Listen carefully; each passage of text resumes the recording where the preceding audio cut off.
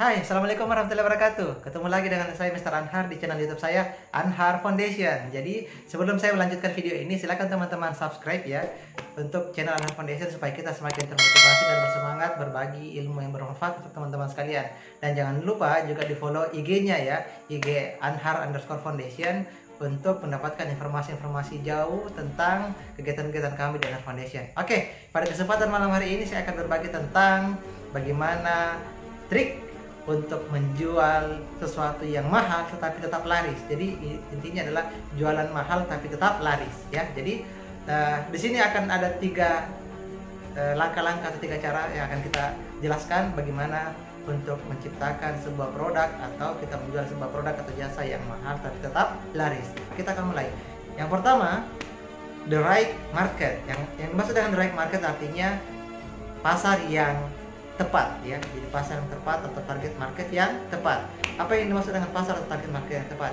Artinya gini, tidak mungkin kita menjual sebuah produk atau jasa ketika pasarnya atau customernya ini tidak tepat.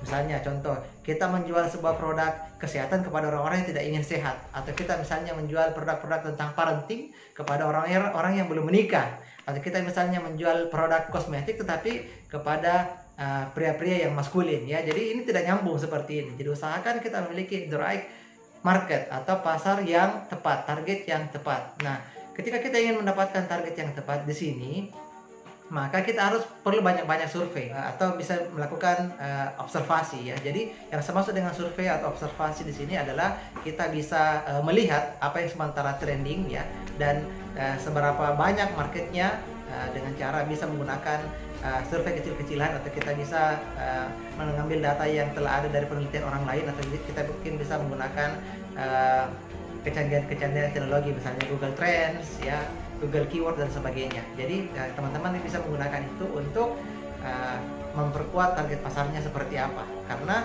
target pasar yang kuat itu akan mudah untuk menyerap produk dan membeli atau menggunakan jasa yang kita tawarkan ya.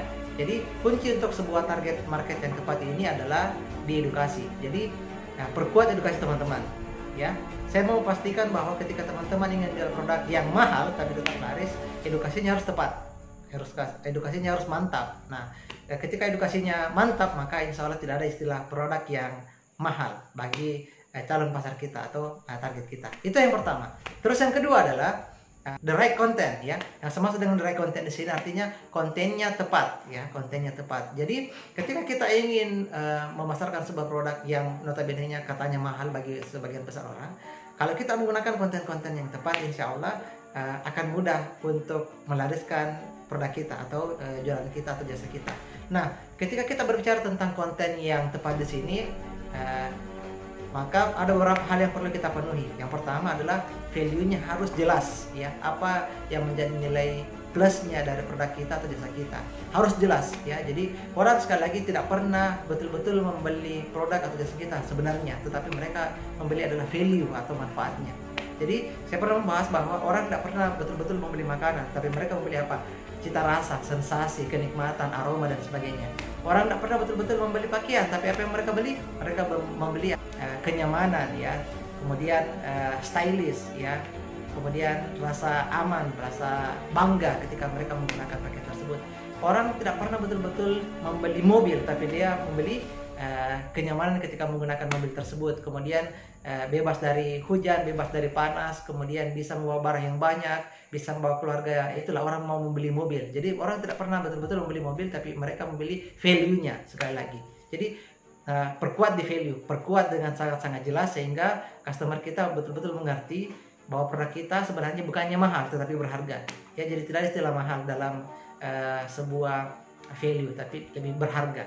Itu yang pertama. Terus yang kedua adalah perkuat di benefit. Benefit apa yang mereka dapatkan? Jadi benefit yang saya maksud di sini artinya keuntungan-keuntungan secara fungsional maupun secara emosional ya. Jadi benefit itu secara hypnoselling sebenarnya ada dua macam. Jadi yang fungsional artinya apa yang mereka bisa lihat, mereka bisa rasakan dengan rasionalnya mereka ya. Anggaplah misalnya dari segi fitur, harga, kemudian penampakan yang sangat indah, misalnya sangat menarik dan sebagainya, itu adalah benefit dari segi fungsional. Nah, yang lebih utama adalah benefit secara emosional. Yang saya maksud dengan benefit secara emosional artinya apa manfaat yang mereka bisa dapatkan secara psikologi yang membuat mereka bisa menjadi merasa aman, merasa nyaman, merasa bangga, merasa terhormat, merasa bermartabat ketika mereka menggunakan jasa atau produk kita.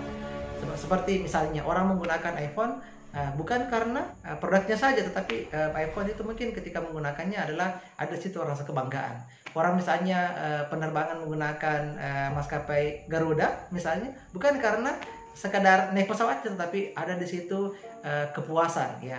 Ketika dia menggunakan maskapai Garuda, dia menjadi lebih aman, merasa menjadi lebih nyaman ya ketika menggunakan Garuda yang notabene-nya jarang sekali dengan delay-nya. Kemudian orang misalnya menggunakan mobil Mercy, ya bukan karena mobilnya, tetapi mungkin lebih mengarah kepada ketika dia menggunakannya martabatnya menjadi naik, menjadi terhormat dan sebagainya. Oke, rasa kenyamanannya, rasa amannya. Jadi fokus kepada benefitnya secara fungsional maupun benefit secara emosional. Terus yang ketiga adalah hope. Yang dimaksud dengan hope di sini artinya apa? Harapan-harapan. Jadi perkuat ketika teman-teman ingin menjual sebuah produk atau menawarkan sebuah jasa, perkuat di harapan. Harapan apa yang kira-kira yang akan terpenuhi ketika orang itu membeli produk kita atau orang tersebut menggunakan jasa kita? Apa saja yang terpenuhi dari segi keinginannya, kebutuhannya, harapan-harapan dan impian-impiannya. Oke, itu dari segi hope. Terus yang terakhir adalah dari segi problem.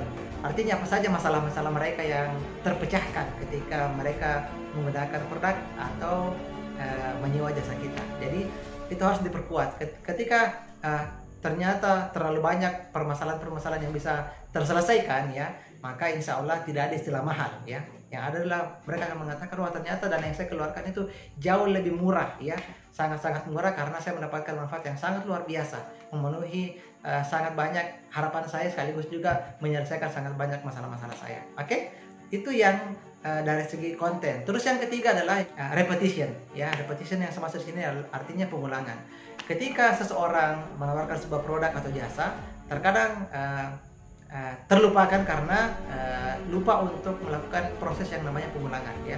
Pengulangan yang saya maksud di sini artinya perlu mengingatkan calon customer kita secara psikologi ya. Dalam hypnosis kita perlu mengingatkan 11-13 kali seseorang customer sehingga betul-betul mau membeli atau ingat dengan produk atau jasa kita ya. Jadi ini perlu kesabaran. Sekali lagi teman-teman, perlu kesabaran ketika melakukan proses pendekatan sehingga produk kita sekali lagi tidak terasa mahal, tetapi betul-betul value-nya sangat-sangat jelas yang mereka bisa dapatkan. Repetisi, ulang-ulang terus menerus. Nah, untuk repetition ini teman-teman bisa menggunakan sistem yang namanya integrated social media system. Artinya ketika buka Facebook ada edukasi kita, ketika mereka buka Instagram ada edukasi kita, ketika mereka buka YouTube ada edukasi kita, ketika mereka buka web atau landing page ada edukasi kita. Akhirnya apa yang terjadi? Ketika selalu teredukasi, akhirnya mereka akan mengatakan bahwa produk atau jasa kita ini tidak mahal, tetapi betul-betul berharga, betul-betul sangat-sangat dibutuhkan.